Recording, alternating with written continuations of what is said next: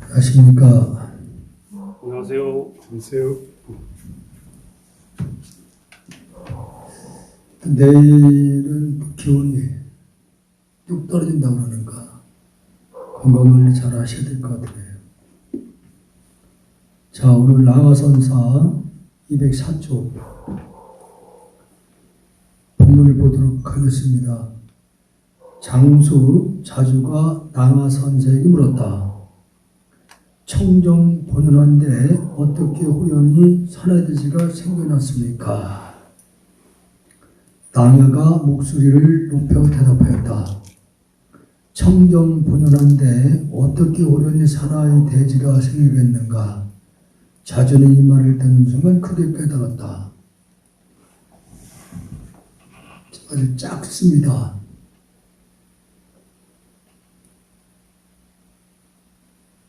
그 근본 청정 본연한데 어떻게 호련히 산하대지가 생겨났습니까? 청정 그 본연한 그 자리는 생긴 적도 없고 멸한 적도 사실 없는 것이거든요. 원래는 다만 인연에 의해서 파동으로 존재하는 건데 파동으로 존재하는 것을 그것을 있다라고는 할 수가 없어요. 그 질문을 한 건데 남야선사가 거기에 대해서 답을 하기를 청정 본연한데 어떻게 호련히 산하와 대지가 생기겠는가 다시 물었어요. 청정 본연한데 어떻게 호련히 산하대지가 생겼겠는가?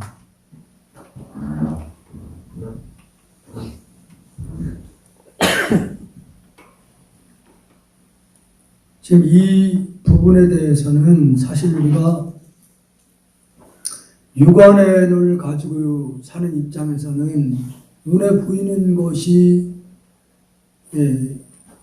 현실인데 그것을 청정본연한데 어떻게 눈에 보이는 것이 없다고 할 수 있겠냐. 이게 청정본연한 자리에서는 유무를 떠났거든요. 거기서는 그 자리에서는 그 자리에서 작용을 통해서 나타나는 현상계 또한 그냥 파동에 의해서 존재하는 거예요. 그러니까 지금 눈앞에 펼쳐져 있는 모든 대상은 1초도 똑같은 모습으로 존재하는 건 없는 거예요. 똑같은 모습으로. 우리가 그걸 느끼지 못해서 그렇지 모든 물질은 1초 전과 1초 후에 똑같은 모습 존재하는 건 없어요. 다만 우리가 교리 차원에서 모든 것은 인연에 의해서 이런저런 이런가 모양으로 나타났다 얘기를 하지만 나타난 그 존재도 마음으로 비춰본다면은 텅 빈 존재예요, 그냥. 그 말을 듣는 순간 도로 질문한 장수라는 스님이 남아선사에게 물었는데 다시 남아선사가 장수의 스님에게 묻는 순간에 장수 그 질문하는 스님이 순간 깨달았다. 다음은 우적상공. 우적상공이 약산을 특별히 빌어 가서 물었다. 어떤 것이 부처입니까? 약산이 상공을 불렀다. 상공이 이해하고 대답하자 약산이 다시 물었다. 이것이 무엇인가? 상공은 이 말을 듣는 순간 크게 깨달았다. 이게 어떤 것이 부처님입니까? 어떻게 보면은 선문답이에요. 질문을 하는 것이 상대에 대한.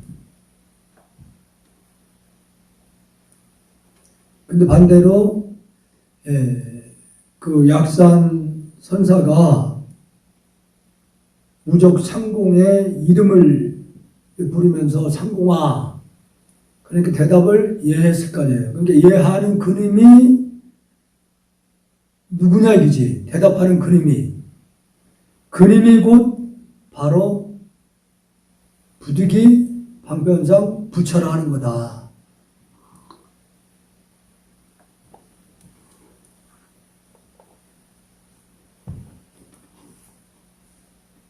전에 그 통도사에 기시는 큰 스님 법명이 갑자기 생각이 안 나는데,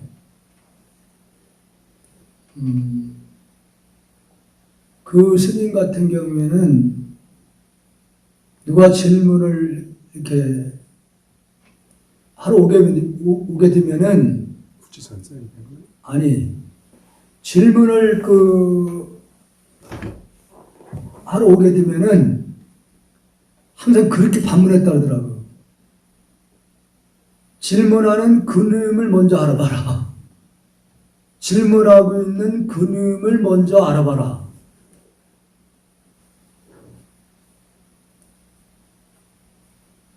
그래서 갑자기 큰 스님의 그 법명이 생각이 안 나는데, 그 말을 그 페이스북에서 이제 본 건데, 그 말이 어떻게 보면 정답인 것 같아요. 질문하러 온 사람, 질문하고 있는 그놈을 먼저 알아봐라. 얼마나 멋져요. 그러니까 여기서도 사실 질문하는 그놈이 곧 부처라 할 수 있지만은 부득이 질문한 대답을 자기가 하고 있는 거예요, 사실은. 부처님이 무엇이냐고 물었을 때 묻고 있는 그놈이 바로 부처님이라 그런 얘기예요. 지금 듣고 있단 말이에요, 조사님이.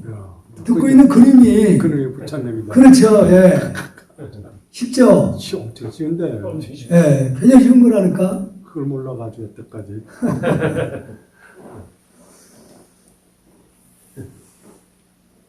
그래서 이제 그 부처 자리에서 비춰 본다고 했을 때에 삼라만상이 다 부처입니다. 그런 얘기예요. 예. 육안의 눈으로는 이해가 안 가지만은 마음의 눈으로 비춰보니까 삼라만상이 다 마음이에요.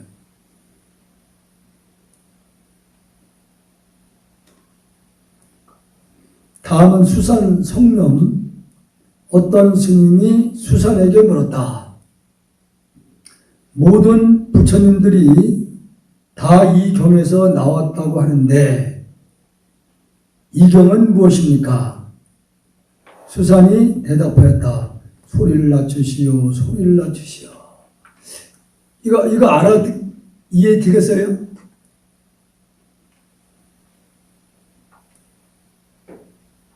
왜 소리를 낮추라고 그랬을까?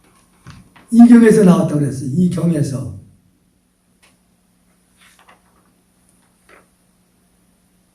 모든 부처님들은 다 이 경에서 나왔다고 그러는데 이 경이 무엇이냐 이렇게 묻는 거예요. 마음이라는 거지, 마음.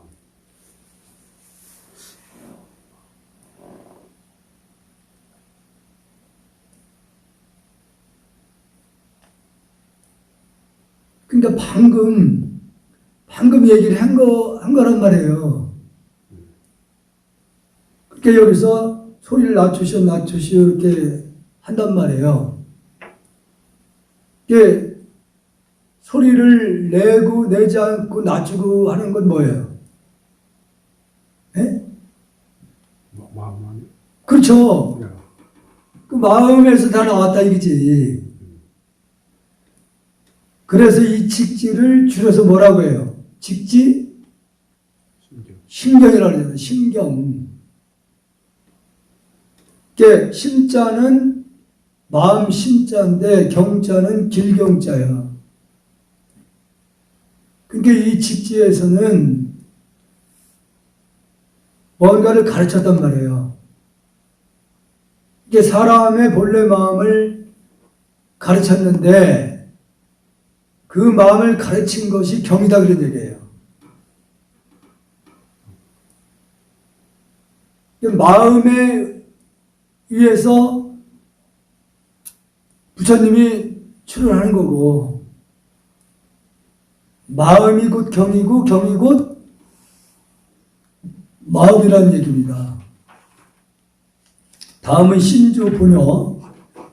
신조보녀 법사가 법지 존재에게 물었다. 어떤 경이 경중에서 으뜸입니까? 존자가 대답하였다. 그대가 나를 위해 3년 동안 창고지기를 살아준다면 그때 그대에게 말해주겠다. 보녀가 그 명을 공손히 받들어 창고지기를 살았다. 그렇게 3년 지난 뒤에 법지 존재에게 다시 청하였다. 이제 말씀해 주십시오. 법지가 큰 소리로 보녀를 한 번 불렀다. 보녀는 법지가 그 소리에 문득 크게 깨달았으며 개성으로 말했다. 이게 진짜 깨닫기 위해서는 이미 이 법지 존자의 경지는 신조 보녀를 긍휼 보고 있었던 거예요. 3년은 더 네가 기다려야 된다. 3년이 돼야 된다. 3년을 더 기다려야 된다. 창고질 하겠냐? 그럼 그때 일러주겠다. 예? 그 얘기예요, 이게. 그 사람은 깨닫게 해준다면 3년이라도 창고질 할 수 있어요? 10년이라도 할 수 있죠. 정말이에요? 근기가 있으신 건데. 3년이요. 뭐. 3년이요, 뭐. 이게 이건 오직 도를 깨닫고자 하는 마음으로 해야 되는 거란 말이에요. 그 3년 동안을 그 깨달음의 길을 일러준다고 하니까 그 3년 동안을 창고직을 하면서 얼마나 심적으로 기다리기 있었겠냐 이거지. 그게 공부가 있는 거예요, 그게. 그러니까 3년이 된 다음에 존자에게 다시 청하였던 거죠. 3년이 됐으니까 이제 좀 말씀해 주십시오. 법지가 큰 소리로 보녀를 한 번 불렀다.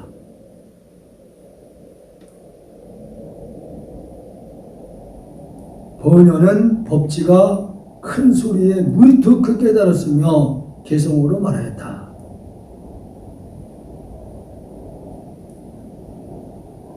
어디를 가도 돌아가는 길을 만나고.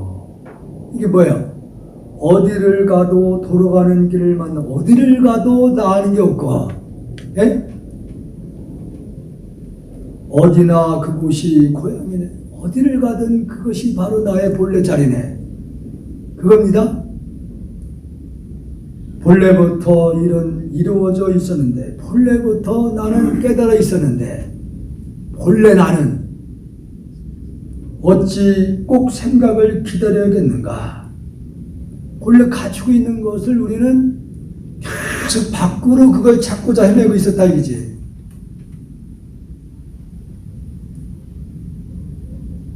바로 한 생각 바로 돌리면 바로 그 자리예요. 그 자리인데 계속 우리는 밖으로만 찾아.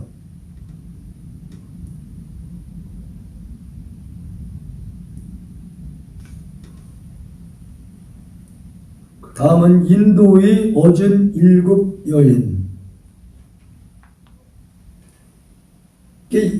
지금 이런 부분들이 지금 중국 선사에 대한 지금 말씀들이 나오다가 이제 인도 이게 어진 인도 여인들의 얘기 나오잖아요. 그러면 이 부분은 뭐야? 짜집기를 후에 했다는 증거잖아 이게. 중간에 넣었다는 거예요. 그렇지. 후에 그러니까 백원 스님께서 추가로 이건 더 여기다가 첨부를 했다는 얘기가 되는 거예요. 공산 단계 이후에요? 예. 인도의 어진여인 7명이 공동묘지를 거닐다가 시체 한 구를 보았다. 그때 한 여인이 시체를 가리키며 다른 자매들에게 말했다. 7남매라는 얘기. 시체는 여기 있는데 사람은 어디로 갔을까요?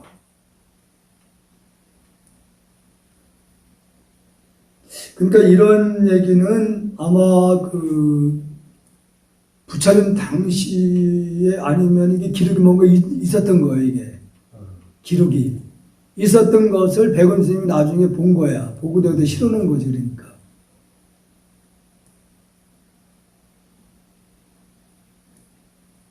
이 7 자매들이 공동묘지를 거닐다가 어디 시체를 봤는데 시체를 보고 시체는 여기 있는데 사람은 어디로 갔을까요? 사람은. 자, 우리는 사람이라 얘기를 했을 때 어떤 걸 가지고 사람이라고 그래요? 그냥 우리는 보편적으로 지금 밥을 먹고 잠을 자고 일을 하고 하는 분들을 그냥 사람이라고 부르잖아요. 예? 근데 그 사람을 여기서 물은 건가? 그러면 시체는 사람이 여기서 봤을 때 아니라는 얘기잖아요. 그러니까 여기서 사람은 어디로 갔을까요? 하는 그 사람은 뭘 얘기하는 거예요? 마음을 얘기를 하는 거잖아요. 그 육체는 사람이 아니라는 얘기예요. 껍데기라는 얘기예요. 그러니까 여기서 보면은 사람은 어디로 갔냐는 얘기는 시체는 있는데 사람은 어디로 갔냐 이거지. 어떻게 보면은 장사를 인도의 장례 문화를 보게 되면은 풍장이 있고 또는 조장이 있고 수장이 있고 화장이 있고 다양해요. 화장법이. 그러니까 시체를 그냥 산에다가 이렇게 버리는 경우에는 보통 이제 짐승들이나 새들이 와서 그걸 시신을 쪼아먹거든요.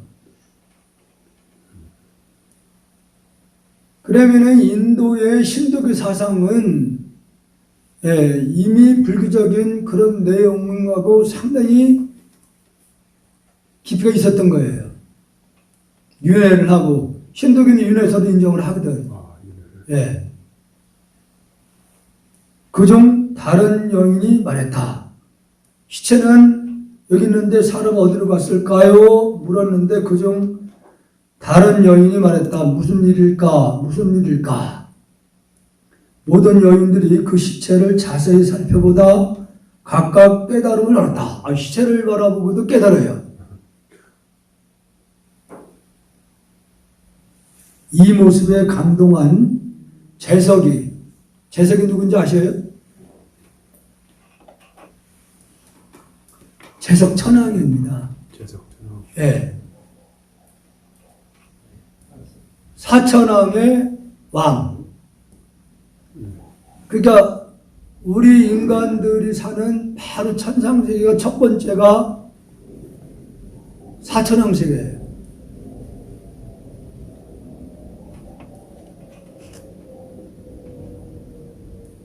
재석이 꽃을 뿌려 공양하면서 말하였다.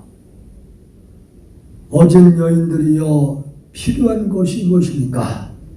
제가 죽을 때까지 공급해 드리겠습니다. 우리 집에는 4가지 일과 7가지 보물이 모두 갖춰 있습니다.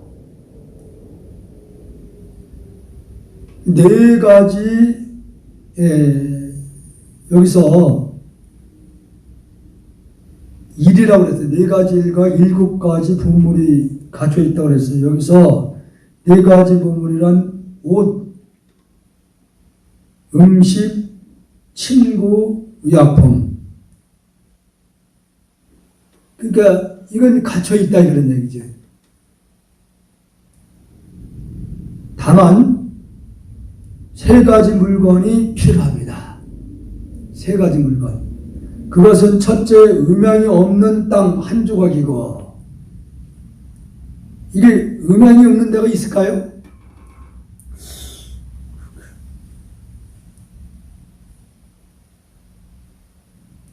있어요, 없어요?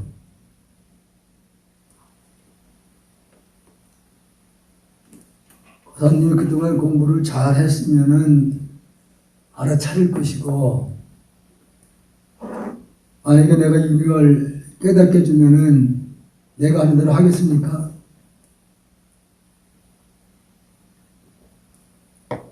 예? 예. 아까 뭐 10년 동안에도 하겠다고 했는데, 모르겠어요? 그 마음 아닌가요? 마음? 이게 마음이라고 딱 얘기하면 안 돼요. 그게 우주의 근본 실상에서는, 실상. 그 실상에서는 음양이라는 게 다 끊어지잖아요, 거기서만. 그렇죠. 깨달음 자리, 깨달음의 자리. 예. 실상의 자리. 깨달음이 없는 한 조각, 땅 한 조각만 주시오. 둘째는 뿌리 없는 나무 한 그릇이고, 뿌리 없는 나무는 뭘까요?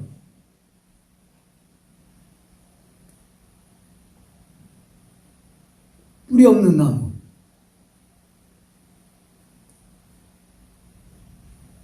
뿌리 없는 나무도 바로 마음 그 본래 실상 자리지. 그리고 셋째로는 소리쳐도 메아리가 없는 산골짜기한 곳입니다. 소리쳐도 메아리가 없는 산골짜기 어디예요? 인가가 없고 모든 경우에 끊어진 자리. 그것도 깨달음의 자리를 얘기하는 거예요. 나는 필요한 물건들은 모두 가지고 있지만 실로 이 세 가지만은 가지고 있지 않습니다. 재석천왕이. 그대는 이런 것도 없으면서 어찌 사람을 구제한다고 할 수 있습니까? 이 여인들이 재석천왕한테 하는 말이에요. 재석은 아무 말도 하지 못했다. 재석이라고 그러니까 무슨 일반 이름인지 아는데 재석천왕을 얘기하는 거예요. 그러니까 이게 아마도 인도의 구전 당시에 이게 무슨 기록이 돼 있었다는 얘기야. 이 내용이.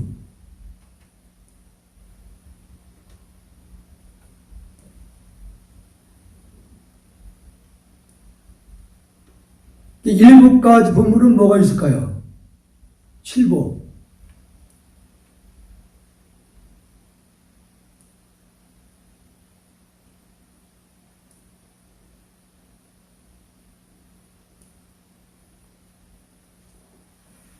모르겠죠. 근데 이건 일곱 가지라는 건 그 인간들이 그 탐욕하는 것들을 얘기하는 거죠. 칠보. 예. 그러니까 아까 네 가지 뭐 옷이나 음식이나 친구나 이런 거하고 일곱 가지 소중하다고 하는 것들이 있는데 이 세 가지만큼은 없다는 것은 바로 깨달음을 이룬 그 자를 얘기를 다 하고 있단 말이에요. 재석천왕도 내가 모든 건 다 해줄 수 있는데 그거만큼은 내가 할 수가 없다.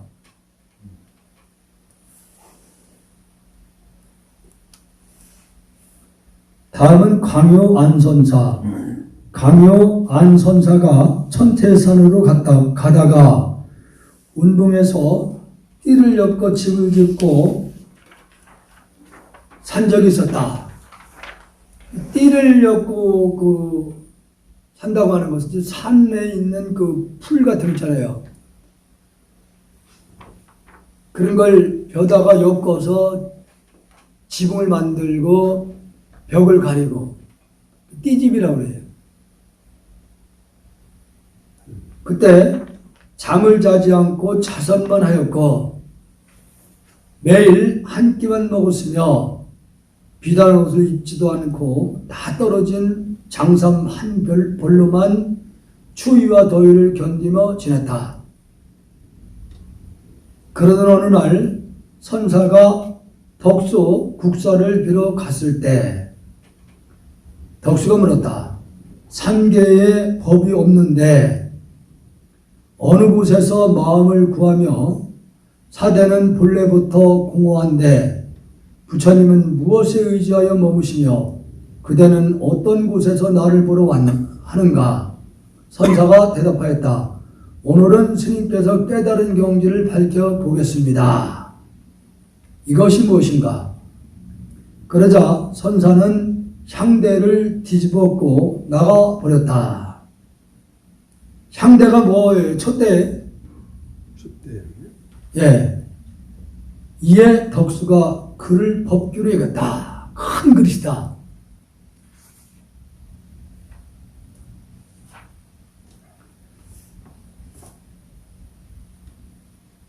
이게 일종식을 장자불어를 한 거죠. 그러니까 장자불어를 하면서 일종식을 하던 스님인데 이제 앞으로는 아마 이제 장자를 하는 건 없을 거예요.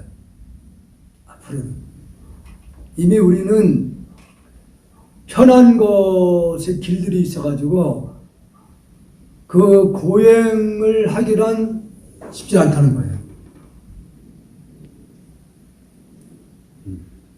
이제 요즘에 나름대로 이제 장자를 한다고 하는 분들이 어떻게 하냐면은 안락의자죠. 안락 의자. 네. 뒤를 이렇게 제치고 하는 거. 거기 누워서 그렇게 잠을 자는데 그게 장자라고 그래요. 그런 분들이 있어요, 요즘. 아, 땅에 안 누웠으니까 그런 거야? 바닥에 안 누웠으니까? 아, 그러면 이중 침대나 뭐 삼중 침대에 자는 사람들은 다 장자야? 그건 아니지. 그러니까 장자는 그냥 이렇게 의자, 방석 땅에 앉고 의자를 하나, 책상을 요만한 거 하나 놓고 그걸 이래고 버티는 거예요. 하겠어요? 하늘 들도 아니고 그걸. 그렇죠. 대단한 거 대단해. 근데 그렇게 책상에 이렇게 하고선 잠을 주무시는 거니까. 그렇죠. 정진하다가 이렇게 졸리면. 저기 하면 이제 이렇게 고개를 이제 떨구는 거지 뭐. 청화 스님이 이렇게 하셨다는 거예요. 그러니까 참 대단한 겁니다. 보통 이제 예. 하루 틀도 아니고. 그러니까 청하 스님이 이제 장자를 한다고 그러니까 그 의심하는 분들이 있잖아요. 있죠. 지금 그 지선 스님 지금 방장을 하고 있죠. 그 스님이 조카예요. 조카상자예요, 원래는. 신조카요? 아니, 저기 출가 그 절집안으로. 이게 정말로 청하스님이 장자불을 하는지를 그걸 확인하기 위해서 살살 밤에 늦게 청하스님을 일단 그 밑에 절에서 머물다가 전에 올라간 거예요. 살살. 정말로 장자라는 것. 그래서 마루위를 살살짝 옮겨가지고 침으로다가 창문 구멍을 뚫어 보니까 유력이 있더라는 거지. 그래서 거기서 깜짝 놀랐다고 그러더라고요. 춘성 스님도 그랬던 분이에요. 성철 스님이 그 춘성 스님 귀신대를 거기를 오신 거야. 어떻게 보면 춘성 스님이 연배가 더 되는 분이지. 춘성 스님. 네. 근데 성철 스님이 장자불을 한다고 이제 소문이 났고, 근데 그걸 찾아온 거예요.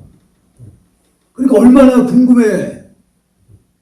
그래서 이제 한 11시 넘어서 춘성 스님이 살살 마룻바를 기어가지고 침으로 창문을 이렇게 뚫어서 보니까 숨이 턱턱 막힐 정도로 버티겠더라는 거지.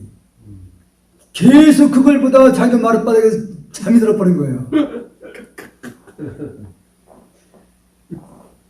그 거기 자존심이 상해가지고 당신도 그날부터 이제 장사를 해야 되겠다. 그런데 그 첫날을 못 이겨내고 있더라는 거지. 첫날. 예. 네. 그냥 책상을 탁 뻗티게 있어도 자기도 모르게 책상을 받는다는 거예요. 자기도 모르게. 그렇게 계속 시도를 했는데도 결국은 장자는 아무나 못하는구나. 첫째, 수마가 밀려와가지고 견뎌낼 수 없다는 거지. 잠이 와가지고. 그 잠을 어떻게 하면 이겨낼 수 있을까 해가지고 고민하다가 그 전에도 말씀드렸을 거예요. 큰 독에다가 물을 갖다 받아놓으라고. 잠을 이기려고. 그래서 그 독 안으로 들어가서 버티는 거예요. 잠이 안 오더래요. 추우니까, 한기가 오는가? 추우니까 그 잠이 안 오더라는 거지. 그래서 잠을 수마를 이겼다 생각하는데 안 되더라는 거지. 그래서 나는 이게 금생에는 틀려먹었다. 장자는 나는 안 된다. 그래서 원칙을 세운 게 뭐냐면은 무조건 9시에는 자는 거예요, 저녁. 9시에 자다 보니까 나이가 들으면 잠 몇 시간 못 자요. 한 4시간 정도 주무시고 일어나는 거야. 그러니까 이미 다른 대중들은 뭐 9시에 자고 있으니까 한 2시나 1시쯤에 일어나는 거지. 남 의식하지 않고 그 1시에 일어나면 1시에 일어나가지고 목탁을 큰 걸 이렇게 해가지고 원래 도령문석 갈 때 이게 여기다 목을 이렇게 어깨에 띠를 내서 목탁을 묶어서 그걸 치고 다니는 거야. 그러니까 인근에 있는 그 사찰마다 다 돌아다니는 거야. 다 돌아다니는 사찰마다. 목탁만 치면서. 잠을 다 깨웠군요. 예. 네. 그러니까 대중들은 그것 때문에 긴장이 된다는 거지. 아, 이 양반이 몇 시에 일어나서 또 목탁을 치고 돌아다닐 건가.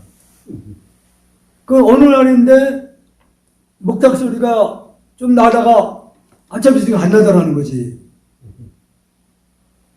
그래서 느낌에 이제 그 대중들이 이상하다고 이제 막 등불을 들고 이제 찾아다니다 보니까 발을 뻗어져가지고 산 밑으로 굴러떨어져가지고 그 밑에 와서 굴러 떨어지더래요. 그 다음부터 안 다닌다는 게. 정말로 길자였습니다. 춘상주님. 이 춘상주님은 그 망공스님을 꿈속에서 보고 깨달아서 꿈속에서 망공스님이 나타나는 걸 보고 순간에 깨달았다고 그래요. 꿈속에서. 그래서 망공스님이 길 때쯤이면 며칠 전에 가서 버티고 있어. 며칠 전에 가서 쏙 싸르다가. 그렇게 남들은 안 믿는데 본인은 망공스님을 꿈속에서 보고도 깨달았다고 이제 하는 거지. 그래서 워낙 또 이걸 좋아하셨으니까 그 옛날에는 스님들이 그래도 원칙이라는 게 있었어요. 항상 그 불상 있잖아요, 불상. 아니면은 그 열고 닫고 하는 그런 그 뭐라 그래? 갑자기 생각이 안 나네. 그런 불상들을 가지고 다녔어요. 배낭에 짊어지고 이렇게. 그래서 예불 시간이 되면 길 지나가다가도 그걸 내놓고 그냥 예불을 올린 거야.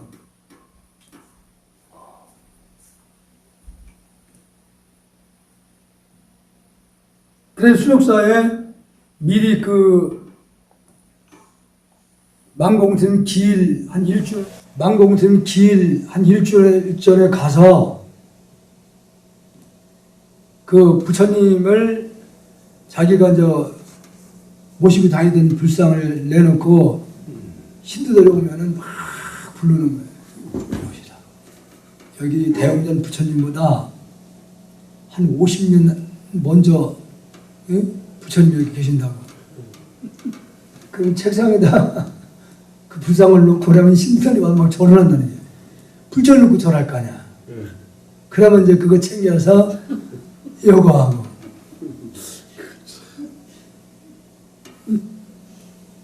이게 걸림이 없는 분이었어요, 사실은.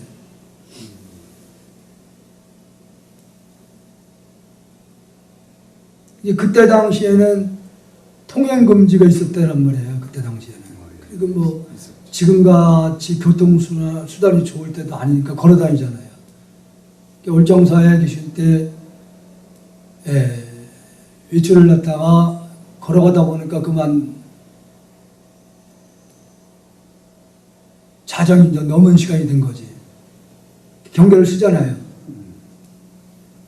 그러니까 누가 사람이 막 걸어오니까 그 초소가 있으니까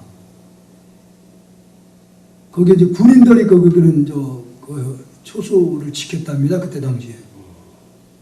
그럼 누구냐고 이제 소리들까지 오면은 누구냐고 그러면은 중대장이다 한단 말이에요. 이게 자기들 그 모시는 중대장인 줄 알고 경례를 한단 말이에요. 가까이 오니까 스님이야. 그러니까 그냥 허탈한 거지. 당신 말이야 그 중대장을 저기 한 거지. 내가 그 월장사의 중대장이다. 맞다. 중대장. 그러니까 너무 이 스님이 그 임기응변이 보통이 아니었답니다. 그렇게 상대를 그렇게 화를 내지 못하게 그렇게 미리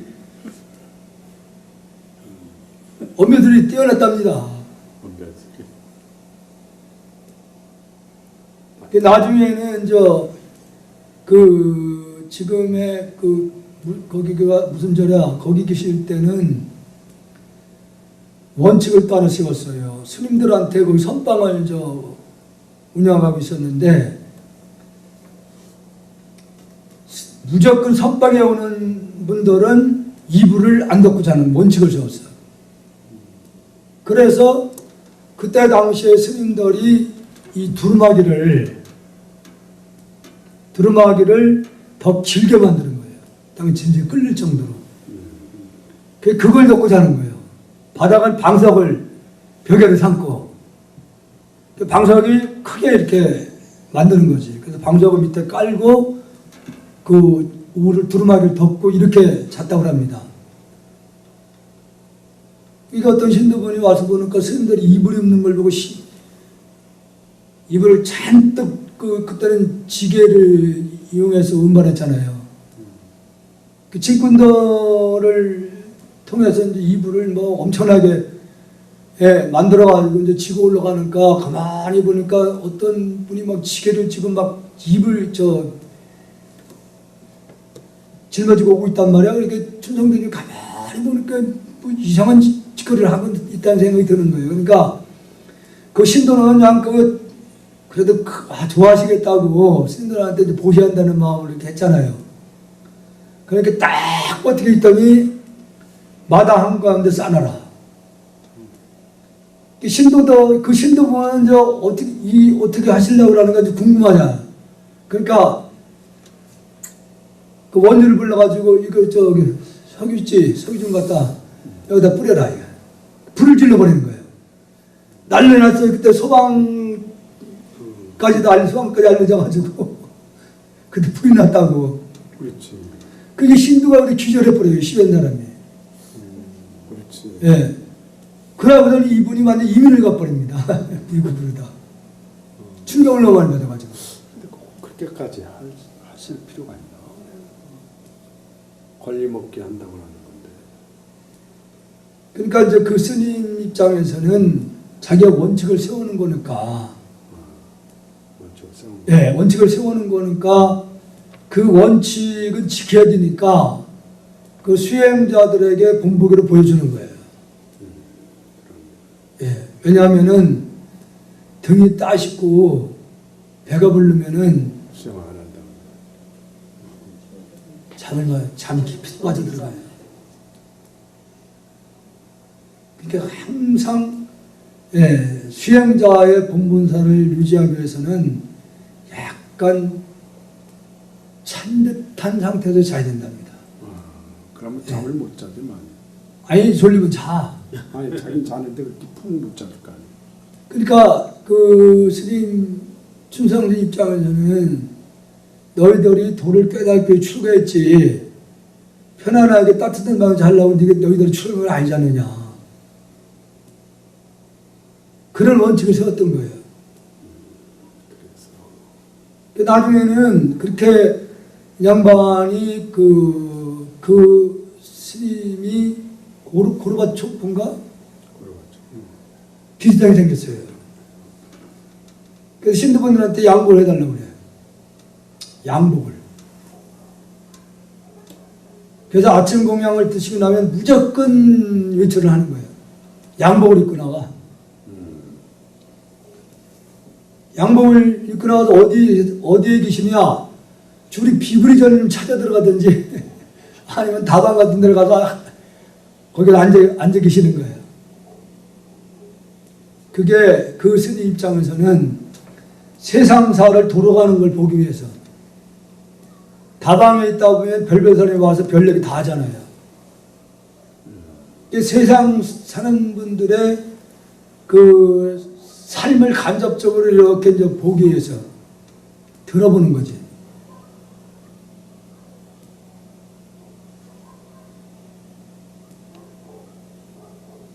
그러니까 그 양복을 입고 나갔다가도 옛날에 거지들이 많았잖아요. 거지들을 보게 되면은 그걸 외면을 못하고 양복 홀랑 벗어주고,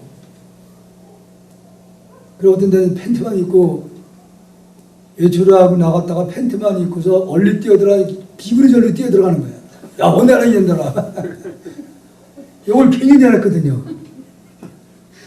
막 비굴절로 기겁을 할까? 그렇지.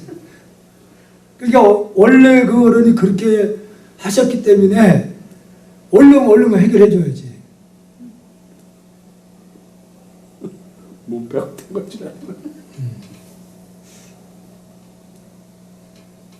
월정사에서 한 장관 어머님은 49세 있어가지고 대중들은 이제 뭐 준비를 막 할 거 아니에요. 갑자기 팬티만 입고서 운동한다고 월정사 그 도량이 좀 그래도 커요. 거기를 두 주먹 쥐고 막 뛰기 시작하는 거예요.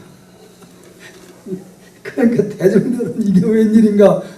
그래서 스님 저 동방이라도 입고서 뛰시라고 그러니까 야, 이 새끼 운동하는데 얼마나 간단하냐 그 말이야. 그러니까 손님들이 막 들어오는데 진짜 그 대중들이 얼마나 놀랐겠어요. 창피하고. 강제로 끌고서 들어가서 옷을 입히고 막 그랬다 그러는데, 그 스님이 그 49제 때나 아니면 축원하는 그 내용물이 녹음이 돼서 이렇게 들어다닌 적이 있었어요. 깜짝 놀래. 그 축원하는 거 보면은 보통 이렇게 무게 있게 안고 이렇게 나가는데 안고 악을 씁니다. 악을 써.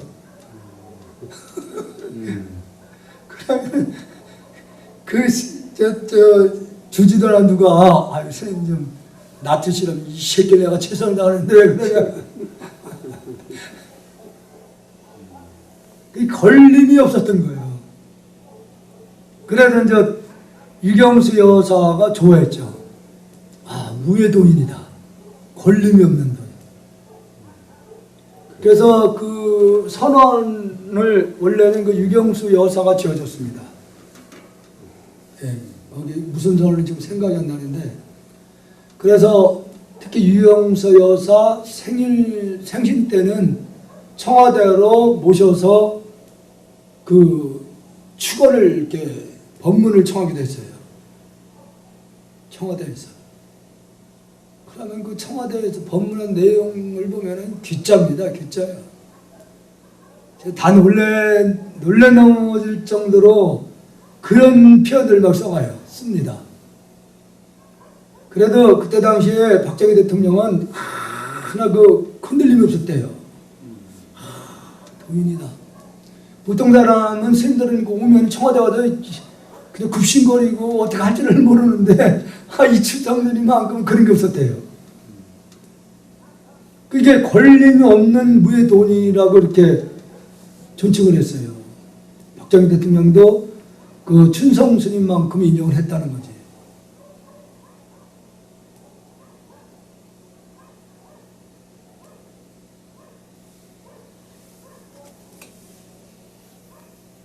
앞으로는 정말 장자를 하는 분은 앞으로 나오지 않을 거라 생각을 들어요. 이제 그 얘기는 앞으로 이제 도인이 나오기가 어려운 시대라는 얘기죠. 그러니까 잠을 자지 않고 자선만 하고 매일 한 끼만 먹었으며 비단을 입지도 않고 다 떨어진 장삼 한 벌로만 추위와 더위를 견디며 지냈다. 대단한 거죠. 그러니까 이거 하나만 가지고 생활했다는 얘기죠. 추운 겨울에. 예, 장삼. 그러던 어느 날 선사가 그때 덕수국사를 기록한 거죠. 이게 덕수가 물은 거죠. 국사가 3개의 법이 없는데 색계, 육계, 무색계는 법이 없는데 그 얘기입니다. 왜 법이 없다고 그러냐면은 색계, 육계, 무색계는 법이라는 게 없으니까 욕심 있는 중생이 나오고 물질에 집착하고 또 마음에 집착한다는 거예요. 법이 없으니까. 어느 곳에서 마음을 구하며 법이 없는데 어디서 마음을 구하냐. 그러면 이건 두 가지 소리 있을 수 있어요. 본래 법이라는 게 없는데 그렇잖아요. 본래에서는 법이라는 게 없는데 어느 곳에 마음을 구하며 사대는 본래부터 지수아풍 여기서 육신만 지수아풍이 아니라 이 삼라만생이 크게 네 가지 원소로 구성이 되어 있는 거예요. 원래가 본래부터 공허한데 텅 비어있는데 부처님은 무엇에 의지하여 머무시며 그럼 부처님을 여기 질문이 국수를 덕수가 이제 이 스님한테 물은 거지. 이렇게 묻는 거예요. 사대를 본래부터 공허한데 부처님 무엇에 의지하며 머무시며 그대는 어떤 곳에서 나를 보러 하는가. 어떤 곳에서 그러니까 나는 본래 없는데 덕수국사 얘기입니다. 나를 보러 왔는데 나를 어디를 보러 교육 왔냐? 부처님이라는 것도 없는데 그러면은 이 질문을 전체 보면은 실상에서 보는 거예요. 실상에서.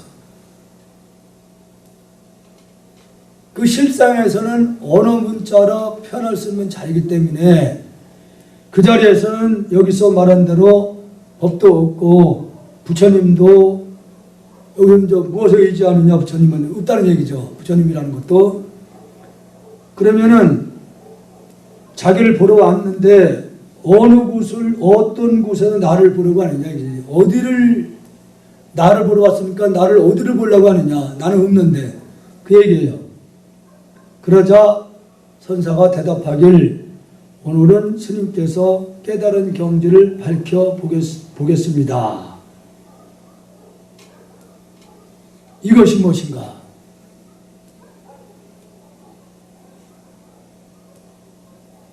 정말로 깨달았느냐 이제 덕수국사가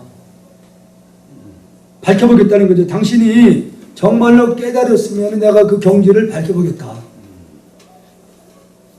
이것이 무엇인가? 그러자 선사는 향대를 뒤집어 엎고 나가버렸다. 이에 덕수가 그를 법규로 여겼다. 보통 군기가 아니죠.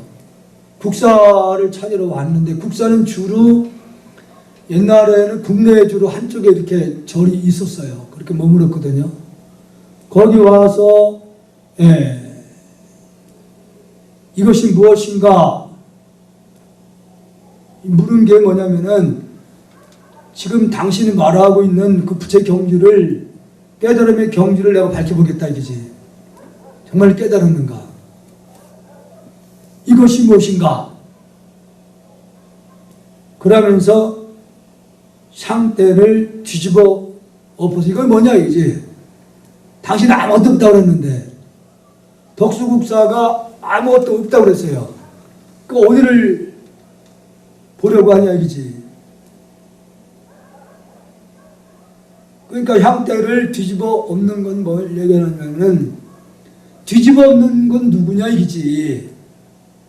뒤집어 엎는 그놈이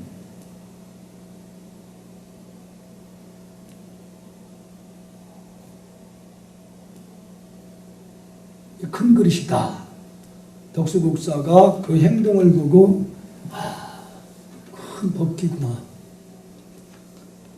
다음 어느 날 광요 안선사가 함경을 읽다가 몸에는 가질 만한 것이 없고 몸에는 내 것이라고 할 수 있는 게 없고 수행에는 집착할 것이 없으며 법에는 머물 곳이 없다. 과거는 이미 멸하였고 미래는 아직 오지 않았으며 현재는 다 공허하다. 이 대목에 이르러 그 자리에서 화려히 선정이 들어 10여일을 보냈다. 그 후에 선정에서 일어나니 몸과 마음이 성쾌하고 영리해져 순식간에 깊은 종지에 개합되었다. 그 오직 자선에만 힘써 다시금 큰 선정에 들곤 하였다. 그러던 어느 날 선정에 들었을 때 두 스님이 나타나서 법당 난간에 기대어 이야기를 주고받는 것을 보았다. 참, 이 부분이 중요한 말씀이거든요.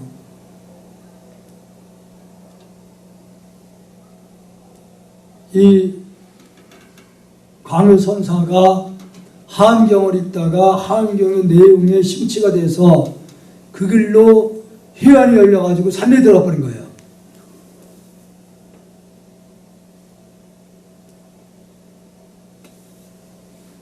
산매에도 10여일 동안을 그냥 보냈단 말이에요.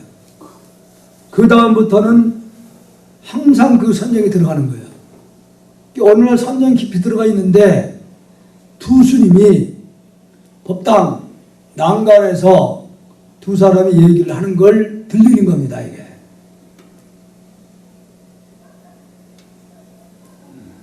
이야기를 주고받는 것을 봤다. 그때 어떤 천신이 사천왕입니다.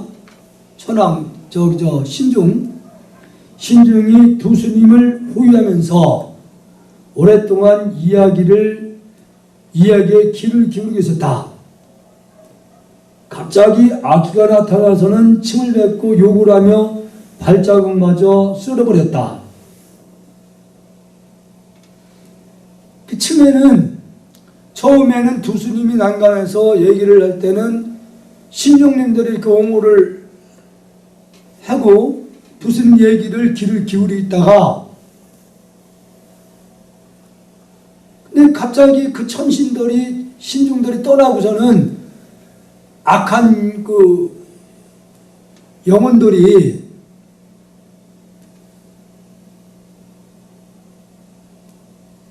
나타나가지고는 그 두 스님을 향해서 침을 뱉고 욕을 하며 더러운 놈들 하면서 발자국까지 다 쓸어버리고 가버린 거예요. 그게 산매에 들어가면은 그게 다 보인답니다. 깊은 산매에 들어가서 의식하면은.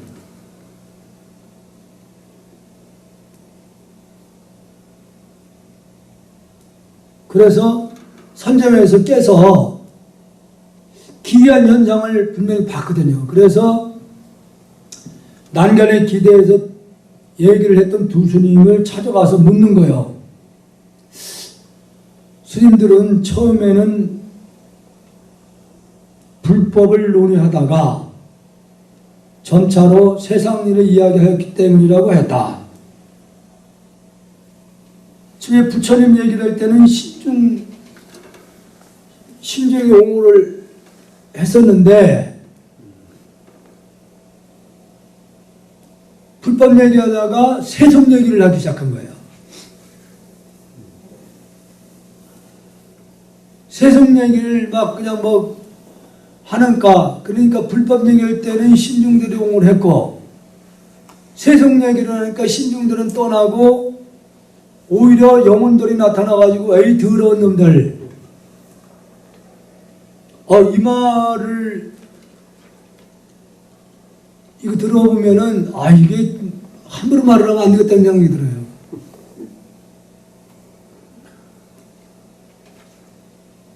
그러니까 우리가 법당에서 얘기하는 거 신정내는 다 그거 듣고 보고 있다는 거지.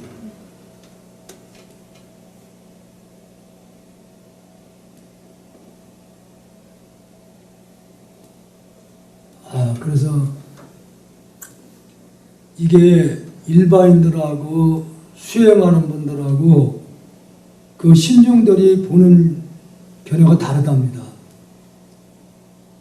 일반인들은 그러느라고 신경을 안 쓰는데 수행하는 분들한테는 굉장히 그 예민하게 접근한다는 거예요. 그러니까 부처님 얘기를 할 때는 수행을 할 때는 옹호를 하는데 수행을 하지 않고 잡답을 하면은 바로 떠나버린대요. 그래서 난 이 부분은 가끔 보살님들이 어떤 사고를 난 경우에 차는 망가져도 사람 안 다쳤던 얘기를 해요. 그 말 많이 듣잖아요. 예. 그러니까 운전할 때도 계속 연부를 하면서 하는 분들이 있어요. 그냥 의식적으로, 그냥 그 습관적으로 그렇게. 이런 경우에는 그래서 그 신중이 그 발언을 보면은 불법이 존재하는 곳에는 어디든지 자기들이 옹호를 하겠노라. 이렇게 원을 세웠기 때문에 그 원대로 보면은 여기서 이 일화를 보면은 그럴 수 있다는 생각이 드는 거예요.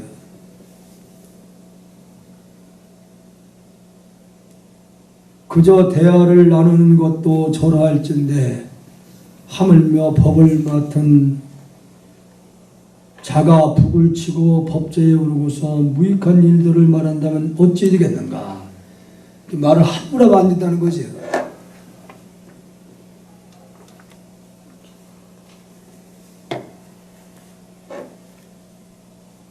광유한 선사는 죽을 때까지 단 하루도 세상의 일을 이야기하지 않았다. 선사가 죽어 다비를 거양했을 때 선사의 혀는 불에 타지 않았을 뿐만 아니라 붉은 연꽃처럼 부드러웠다. 혀가.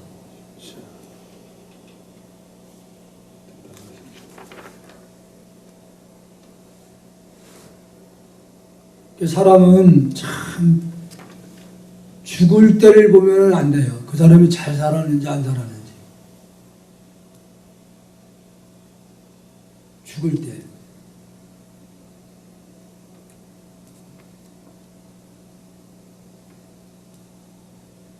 이거 뭐 요즘은 몇 명 모이면은 부처님 얘기보다는 세속 얘기야.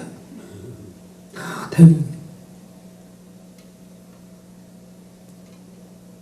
몸이 안 좋을 때도 불교 얘기를 하면은 막 장시 어떤 얘기도 힘든 걸 모르는데 일반전 얘기를 하면 피곤해요.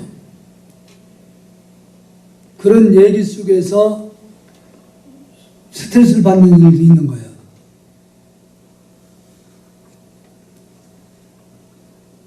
다음은 하엄 자주. 하엄 자주가 대주 선생에게 물었다. 어찌하여 푸른 대나무가 모두 진여이며 만발한 국화가 모두 반야라는 것을 인정하지 않습니까?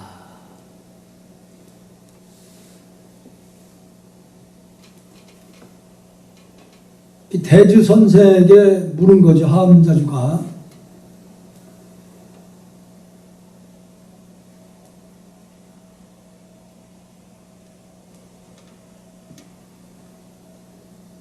푸른 대나무가 모두 진여이며 만발한 국화가 모두 반야라는 것을 왜 인정하지 않느냐 하는 얘기거든요. 대주선생에게 물은 거예요. 그러면 이 질문을 보면은 하암자주라는 분의 질문이 틀린 겁니다. 이게 지금. 왜냐하면 본인이 진여라고 했으면은 대나무나 국화는 따로 구분이 안 돼야 되는 거예요. 본인 말대로. 그러니까 안가밖에 하나로 보면은 대나무가 따로 있고 국화가 따로 있을 수 없잖아요. 보겠습니다. 대주선사가 답하였다. 법신은 형상이 없으나 푸른 대나무에 응하여 형체를 이루고, 그렇죠. 법신 본래 진여 실상은 모양이 없는데 그 모양이 없는 것이 인연에 의해서 푸른 대나무로 이름으로 나타났고 형체를 이루고 있다 이거죠. 반야는 아르마리가 없으나, 아르마리라는 게 없다 그런 얘기죠. 국화를 상대하여 모습을 드러나나니 저 국화와 푸른 대나무에 법신과 반야가 있는 것이 아니다. 이미 그건 대나무나 국화를 따로 보면 그건 반야가 아니에요. 반야에서는 법화 국화가 대나무가 끊어진 경계야. 하나로 보니까. 그러므로 경에서 부처님을 참된 법신은 허공과 같고 사물에 따라서 모습을 드러내는 것은 물속의 달과도 같다고 한 것이다. 참된 법신은 허공과 같다 그랬어요. 허공은 텅 비었다고 얘기하면 텅 빈 게 아니라 마음으로 꽉 차 있는 거죠.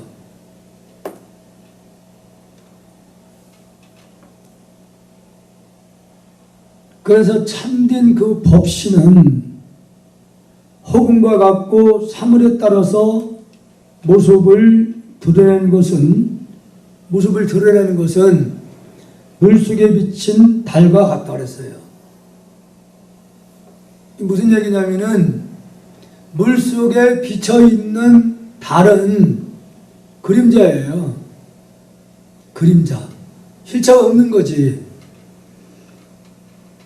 강이 10,000개가 있다고 그러면은 달은 중처에 하나가 떠 있어. 하나인데 10,000개의 호수마다 달은 다 드러납니다. 본체는 법신은 그 달이란 말이에요. 그리고 강에 비쳐 있는 것은 하시냐, 그림자라는 얘기죠. 실체가 없는 거다.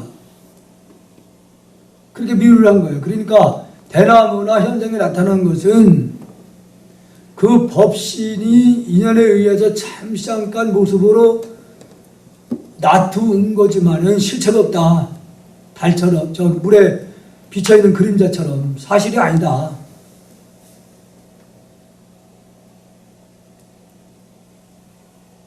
국화가 반야라면 반야는 곧 무정물 같을 것이요 뜻이 없는 것이다.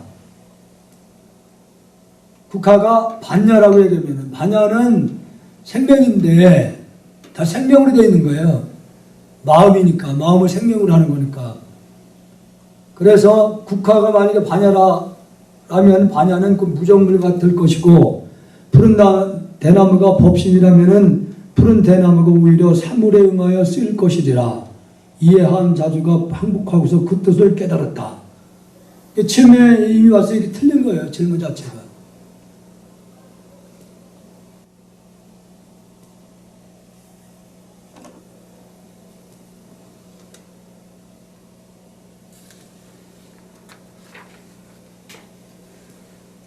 다음은 덕산연밀. 덕산밀 선사의 희하에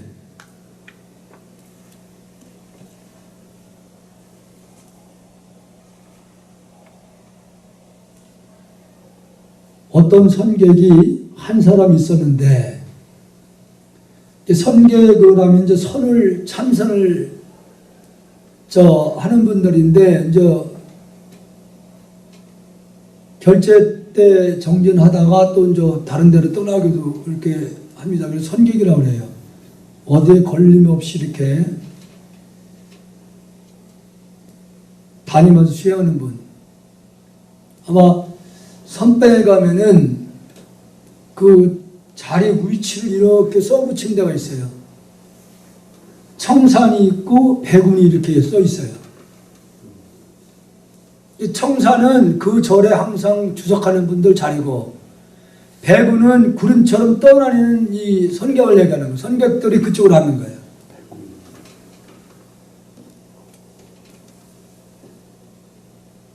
매우 예리하게 공부했다. 그는 계획에 불성이 없다는 하두를 오랫동안 참가했으나 도무지 그 뜻을 깨달을 수가 없었다.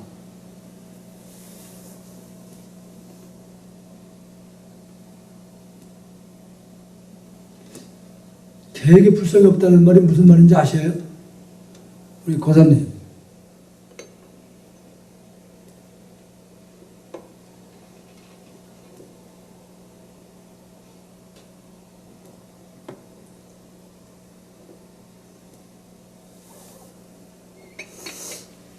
내가 3년만 연구해서 청소하면 내가 일러드릴게요. 예? 예. 아이, 빼고 것 같은데.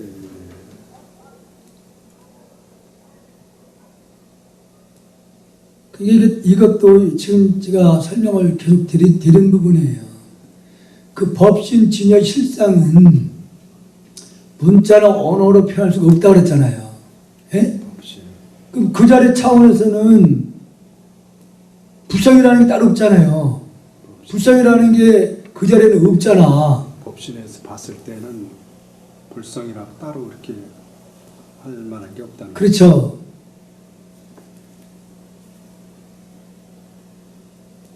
그러니까 원래는 이걸 한 스님이 조주 스님을 찾아가서 묻기를, 하엄경에 나오는 말씀을 인용을 하는 거예요.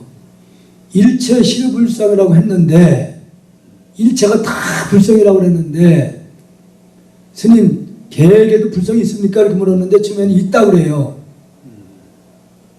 그리고 다시 또 정말 계획에도 불성이 있습니까? 그러니까 없다고 그랬던 거예요. 그래서 없다.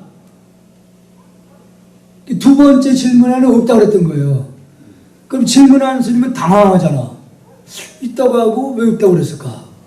없다고 그랬을까? 이게 질문한 스님의 의심을 야기시키기 위한 방편을 썼던 거예요. 근데 훗날 이게 공안이 돼버린 거예요. 그러면 왜 불성이 없다고 조주 스님이 얘기했는가를 터득해봐라. 왜 불성이 없는가를. 그러니까 이걸 깨달아보니까 불성이라는 게 있어 없어요? 없죠.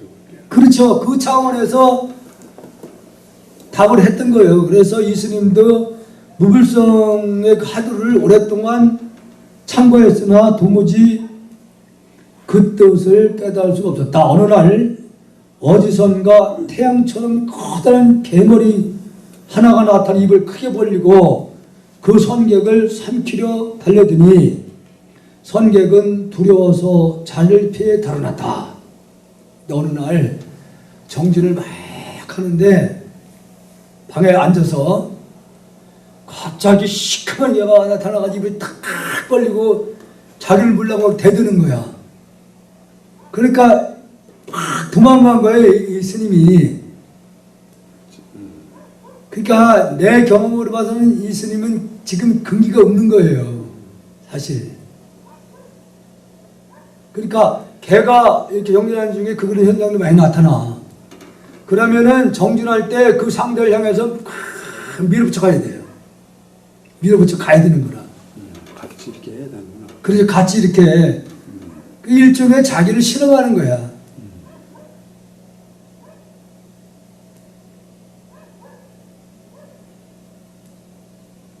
그 선객은 삼키려고 달려드니 선객은 두려워서 자리를 피해 달아났다.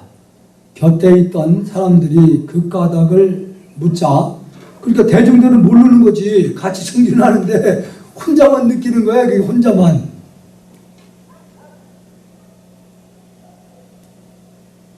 그 개가 입을 크게 벌리기를 기다렸다가 그 손으로 들어가 보시오. 예? 그걸 물리쳐라 이게 그 얘기예요. 선객은 덕산을 가르친 대로 앉아 있었다. 아마 이 부분을 덕산 스님이 일러줬던 것 같아요. 만약에 정진하는데 개가 나타나도 입을 쫙 벌리면 그 개 입으로 머리를 쑥 집어넣어라 이게. 쑥 집어넣어라. 선객은 덕산을 가르친 대로 앉아 있었다. 한밤중이 되자 그 개가 다시 나타났다.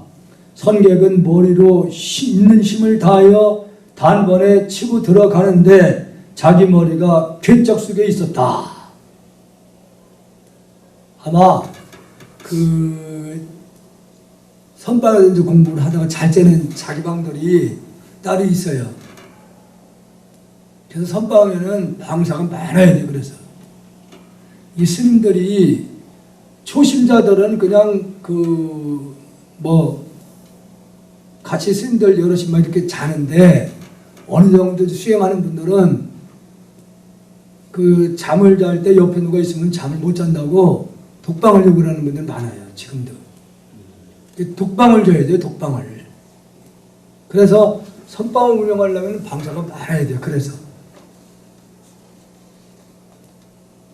이제 자기 방에서 또 이렇게 정진을 하는데 역시 그 개가 달려든단 말이에요. 그러니까 덕산 스님이라는 분이 일러준 데는 머리를 거기다 길어 박았는데 정신 차리고 보니까 옆에 있던 귀짝, 헛걸 본 거네. 예, 귀짝을 그 머릿속에 그 귀짝 안에 머릿속에 들어갔더라는 거지. 그 순간에 깨닫는 겁니다. 야 보세요. 자기 머리가 괴짝 속에 있었다. 이에 선객은 확연히 깨달았다. 그 후 문수사에 출세하여 도법을 세상에 크게 떨쳤으니 바로 진선사다.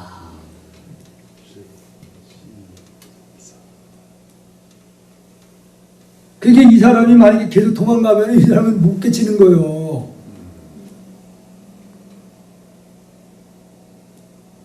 내가 그래서 내가 전번에 말씀드린 은산철벽이라는 말에도 설명드렸잖아요. 그러니까 그것은 이 스님도 자기 마음에서 그려진 거잖아요. 그게 그 개가 마음에서 그려진 거. 자기 마음에서 그려놓은 거지. 그래 우리가 눈을 감고 그 산이 마음에게 이렇게 딱 앞에 막는단 말이에요. 눈을 감으면 내가 얘기했잖아요. 지금도 그 제천 네. 옥루봉인가 뭐야 그게.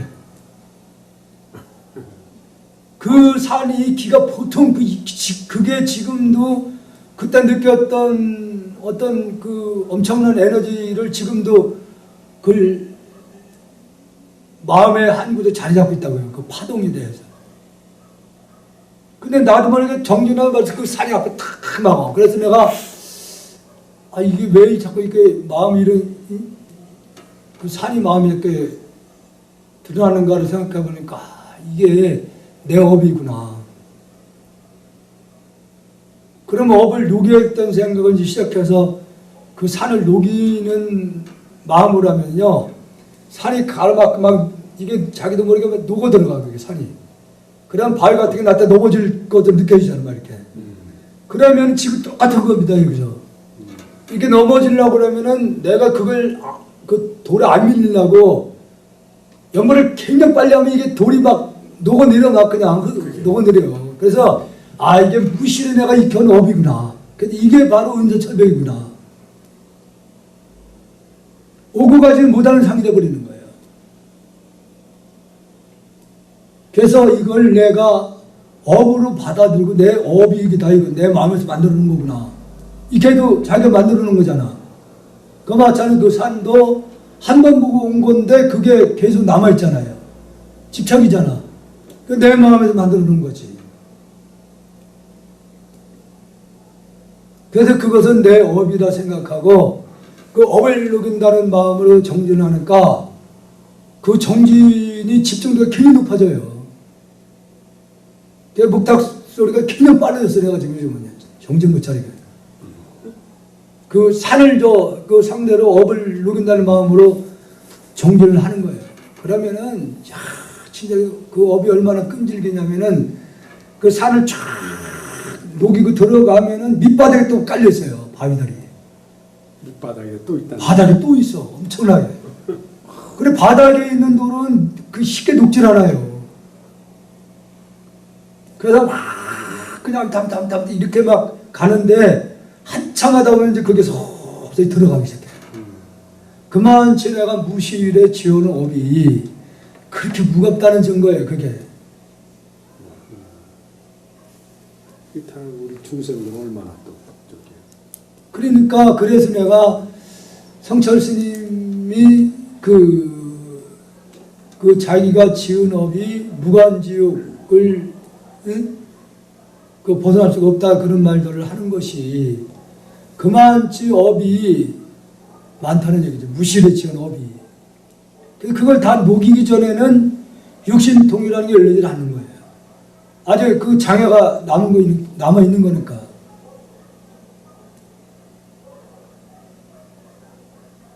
그래서 이게 집중이 잘 되니까 시간이 굉장히 빨리 가요. 예. 그래서 요즘 진짜 수행하는 것 같다는 생각이 들어. 요즘. 그게 왜냐면 느끼니까. 업이 녹아나간다는 걸 느끼니까.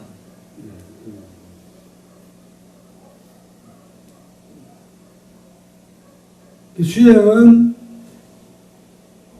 이게 계속 해야 된다는 생각이 그래서 드는 거예요. 하다 보니까 이제 본인 스스로 마음에 어떤 그려지는 모든 것들이 내 업이구나.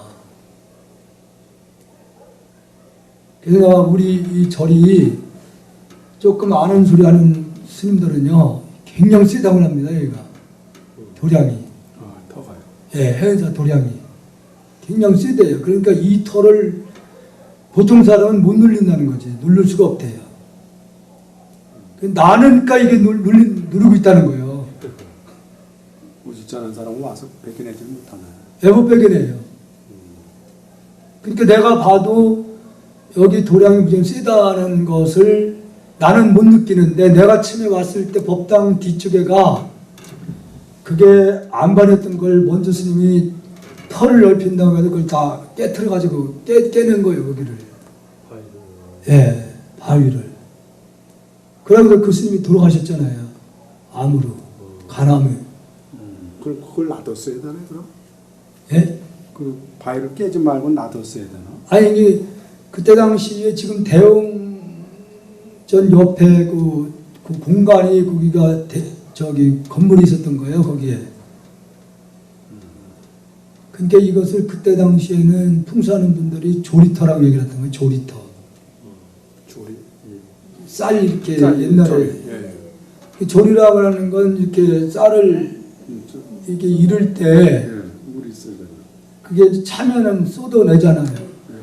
그러니까 이제 이 스님이 신도들 갖고 떠난다. 그 소리 듣고서는 이쪽을 다 파헤친 겁니다. 크게 한다고. 그래서 이제 병을 앓게 된 거예요. 그래서 내가 전라도 있다가 여기 왔을 때 그때의 그 경상도에 있었던 그 보살님 한 분이 풍수를 진짜 잘 보는 분이 있었어요. 근데 그 보살님이 내가 전라도 있다가 여기로 온 걸 알고 여기를 찾아왔어요. 얘기를 안 했는데도? 네, 찾아왔어요, 여기를요. 그 와서 그래서 내가 먼저 확인해 보려고 우리 속가에 그 종산을 모시고 갔어요. 고향에. 거기는 우리 그 김씨들 어느 정도 집안들 파악은 다 하잖아요, 내가. 그 거기를 갔는데 묘마다 탁탁탁 지적을 하는데 너무 놀라는 거예요, 이게. 이 집안은 왜 안 되고 이 집안은 자손이 뭐 이런 식으로 얘기하는데 그 다 맞추는 거예요. 그러니까 그때 당시에는 내가 볼 때는 신기가 hil린 거지. 신기가 풍수를 하는 분이. 신에 있으니까. 신에가 예. 있으니까. 그래서 여기를 모시고 왔는데 대뜸 한 소리가 이 안반을 파헤친 것들이 나가지고 여기서 사람이 견뎌내기 어렵다 얘기를 딱 하는 거예요. 그래 그때 당시에 제일 먼저 내가 한 것이 수륙제를 시작했어요. 그를 영혼도를 그 산 저기를 눌리려고 수륙제도 하고 여기서 그래서 그 밑에서 옛날에 크게 여러 번 그 제를 지냈어요. 그래도 그 안반을 파헤친 데는 보통 10년 이상 간다더라고요. 그 뻗치는 기운들이. 살기랍니다. 그게 살기. 그래서 제가 며칠 전에 그 제천에 옥루봉 그 산을 내가 지금 하는데 우리 산 한번 봐야 되겠다. 그런데 법당 뒤쪽을 이렇게 이제 관을 해보니까 그 바위들이 날카로운 바위들이 막 이제 느껴지더라고. 그래서 그걸 하루 아침, 점심 정진하면서 그걸 다 녹여버렸어요. 싹 녹였어요. 아무래도 기가 많이 순해질 거예요. 그리고 지금 단양 거기도 상당히 내가 기를 많이 늦춰놨습니다. 그 싹 흔들린 그게 없어져 버렸어요. 없어졌어요? 예.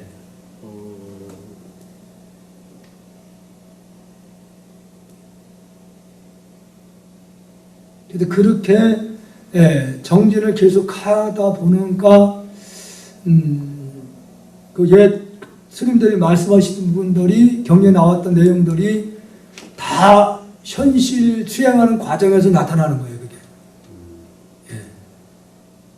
그러니까 이건 자기가 경험해보지 않으면은 이건 이해를 못하는 부분이에요. 그래서.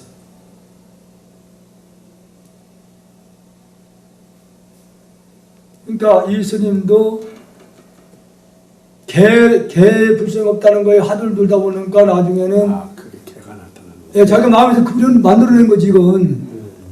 자기가 만들어낸 거예요 이건요. 어서 왜냐하면 같은 선방에서 정진하는데 자기만 그 개가 타. 자기 같으면 되도록 자기가 이렇게 남들은 옆에 있는 분들은 막 도망다니고 그러니까 왜 그러냐고 했을 거 아니에요. 그렇지. 그러니까 이제 거기 있던 덕산이라는 스님께서 그러면은 네가 힘을 들여서 그 개 입속으로 들어가라.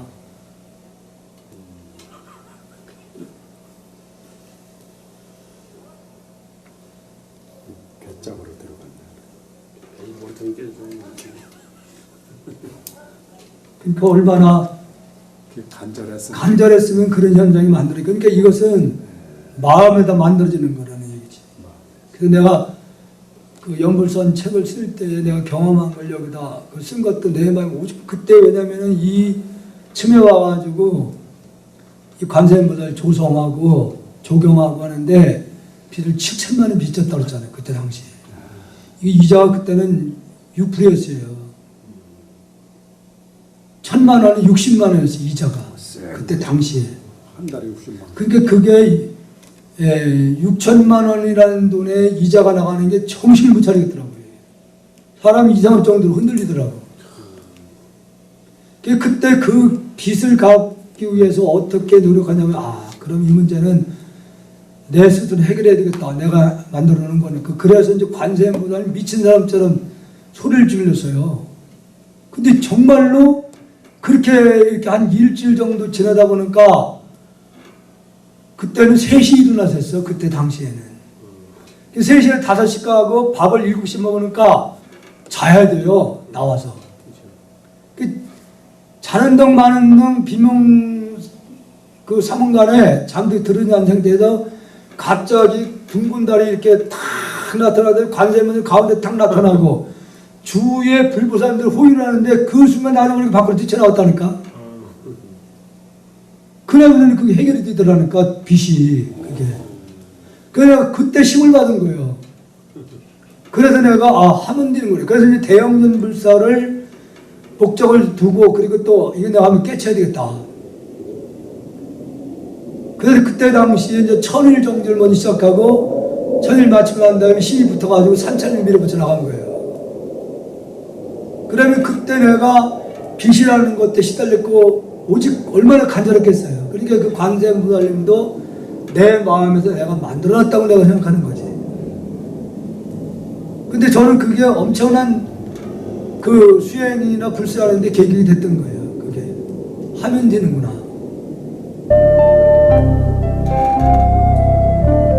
자, 시간이 좀 됐으니까 가보겠습니다.